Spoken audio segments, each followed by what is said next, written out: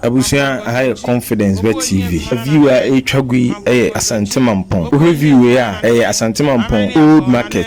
See a new market no video city side ho. Na old market no some exercise be koso. Structures containers no.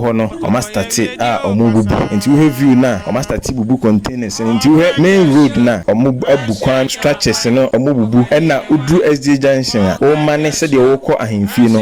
Because SD junction mo matra Mampong na se Mampong for do muni. Udu SD junction o mane said the oko Mampong ahimfi ono so omo ebubu dan o ho ni nyina old market ne center of the old market no hono so nyina structures o ho ni nyina omo bubu na abusua type o comment section the odwen say de be koso ho ida say ho na ye be da se bre yi no ana say ho be kapa ana say de na ekoso enti de ho a ekoso ho bia no fagu comment section ne enko eni papa we so na ni abre no ho pa yi say me loto kiosk he na me fa nko ye bubu dan o si loto kiosk yede be sheta mu ato te se yede boa sheta mu ato ne loto kiosk no e be sheta mu ni ato na bo hu be loto kiosk no ba kwa akoda